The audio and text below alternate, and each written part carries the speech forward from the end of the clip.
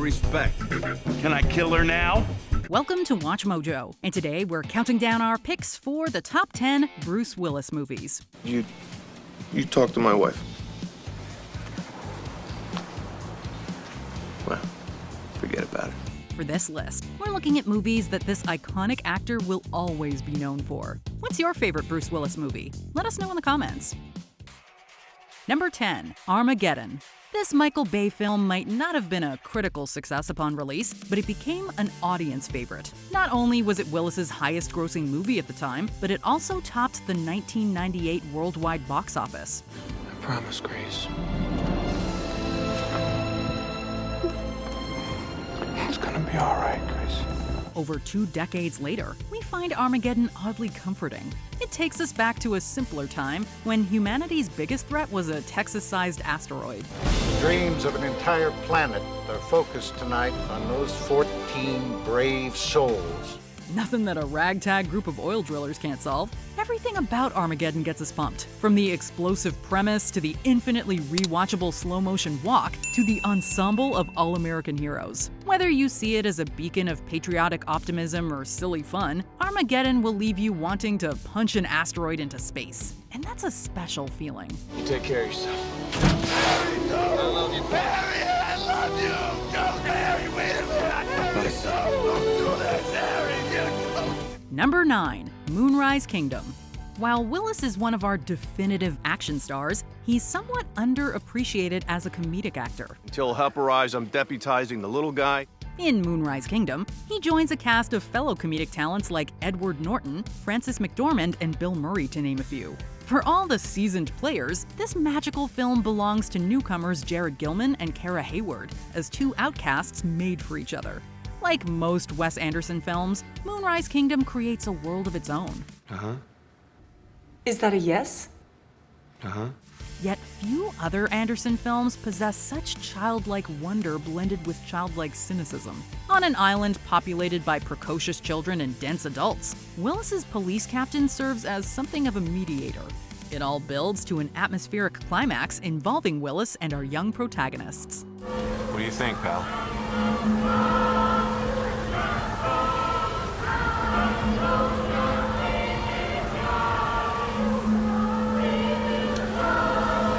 Coming down! Number 8, 12 Monkeys.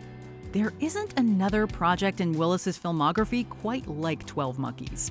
We also can't think of a post-apocalyptic film like this one, creating a future that's simultaneously bleak and whimsical.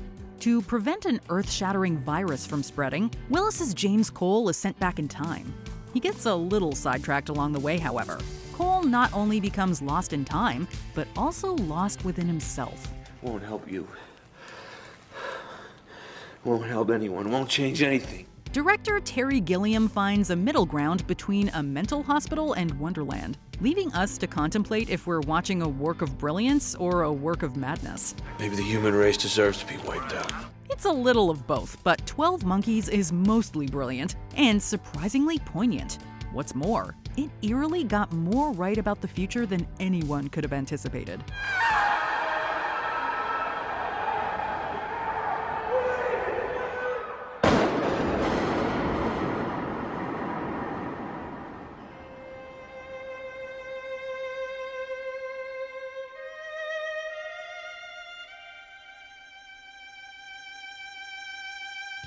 Number 7, Looper.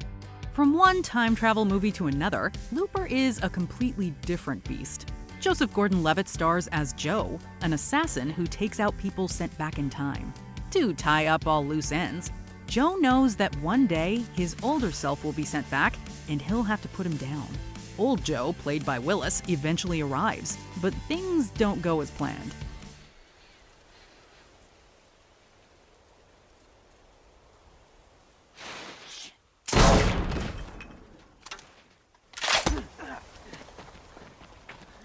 Old Joe has built a life for himself, while his younger self is ready to start living his. We empathize with both versions of Joe, making for a sci-fi film that has just as much heart as it has brains. Must hurt. Wasn't sure you'd remember her. Yeah, I put it together. Clever. That said, Writer-director Rian Johnson crafts a smart screenplay that tackled time travel in ways we've never seen. Move, goddammit!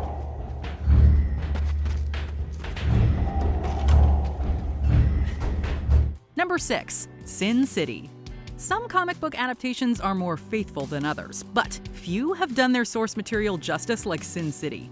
Not only is Frank Miller's dynamic dialogue followed almost line for line, but the graphic novel panels spring to life in a film ironically draped in death. So long, Junior. Even if you know the source material inside and out, this film's cinematography, production design, and makeup effects make for a wholly unique experience. Every role is exceptionally cast, with Mickey Rourke delivering a comeback performance as Marv, Rosario Dawson's biting work as Gale, and Bruce Willis embodying John Hartigan, Sin City's only honest cop. But that doesn't mean he plays by the rules. Maybe after I've pulled off that miracle, I'll go and punch out God. Co-directed by Miller and Robert Rodriguez, Sin City is where comics and cinema intersect. My heart. Can't be my heart. I was cured. Bad cough. Blood in it. Doesn't matter now. I don't have to stay alive that much longer anyway. Number 5. Unbreakable. Willis had a knack for playing characters who seem ordinary on the surface, but there's something stronger underneath. In his second outing with M. Night Shyamalan, Willis plays David Dunn, a man with superhuman strength struggling to accept his destiny. If you pull that trigger, that bullet is just going to bounce off me and I'm not going to be hurt. But then I'm going to go upstairs and I'm going to pack and I'm going to leave for New York. Because I thought we were just starting to be friends for real. Coming off their previous hit, Unbreakable was initially seen as a step down. Re-evaluating Unbreakable today, though, it's not only an underrated thriller, but a film that was ahead of its time. Coming out when superhero movies were just getting their mojo back, Unbreakable took a grittier, more grounded approach, creating a hero you could almost see existing in the real world.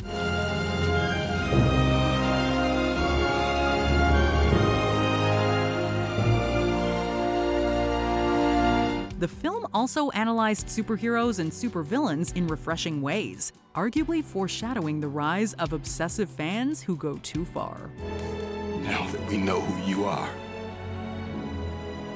I know who I am.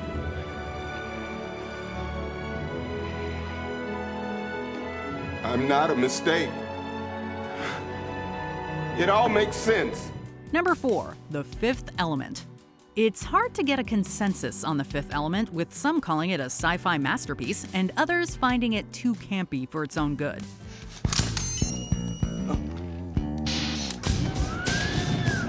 That's a very dangerous gun. For us, it's not only one of the decade's best sci-fi films, but the camp is part of what makes it a gem. At a time when most futuristic films were cut from the same cloth, director Luc Besson dared to be different, with sets, costumes, and creature designs unlike any in cinema. Menaloine, trakta satundi mondo chiwen metalakta liguna, ispero bena kasma fero junda, denon ferji hamas metatwit zid handla, suk. While the film doesn't take itself too seriously, it's still heavy on ideas about consumerism, technology, and humanity. It's never on the nose about these themes, however. At its core is another quintessential Willis performance as an unlikely hero thrust into unusual circumstances. We're sending somebody in to negotiate!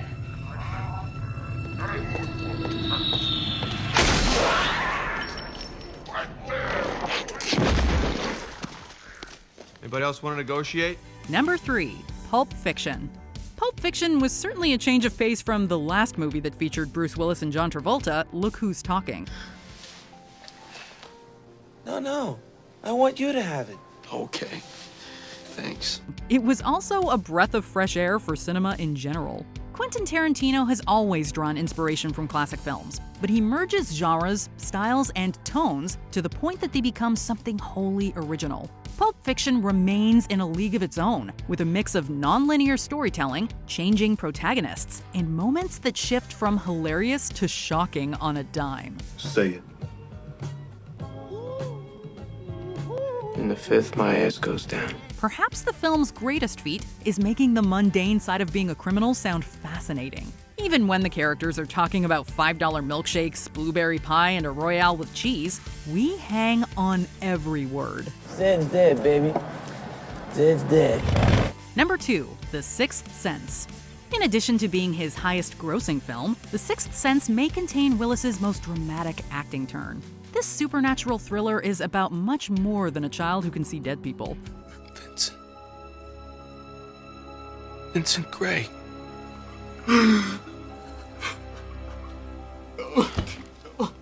I do remember you. It's about a man coming to terms with his regrets, failures, and very existence. Many attribute the film's rewatchability to its twist ending. While the twist was definitely a factor, it wouldn't have mattered if the rest of the film weren't so intense, sad, and rich with symbolism. Going in knowing the twist, it's almost like watching a different film.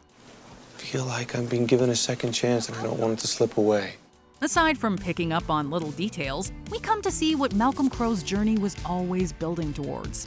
What seemed like a redemption story was truly about making peace with the inevitable.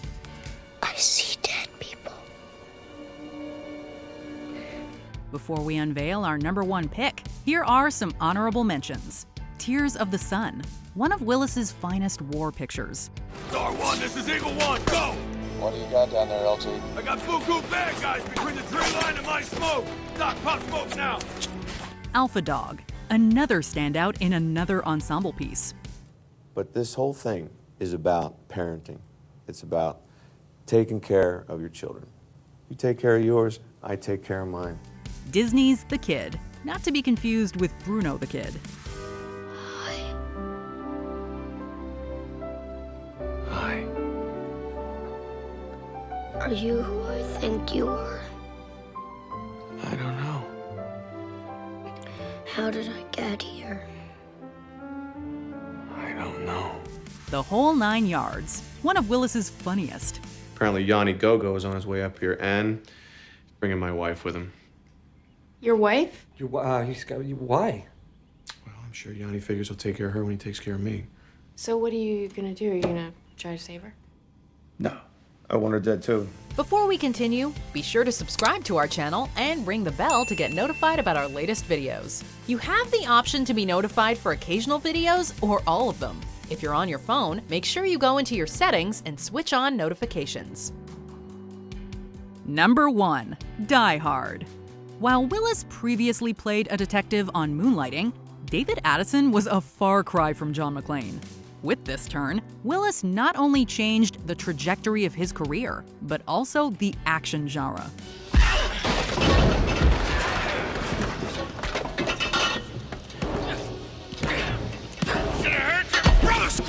The fact that Willis didn't come from an action background works to the film's advantage, as McClane also starts as an average Joe. When his wife and several others are taken hostage, though, McClane summons the one-man army inside him, delivering some of cinema's most rousing action sequences and one-liners. Alan Rickman's charismatic debut as Hans Gruber is just as integral to the film's success. Happy trails, Hans. Director John McTiernan captured lightning in a bottle with 2 future screen legends as perfectly matched adversaries. What else can we say except yippee-ki-yay, Mr. Falcon? Yippee-ki-yay. Do you agree with our picks? Check out this other recent clip from WatchMojo, and be sure to subscribe and ring the bell to be notified about our latest videos.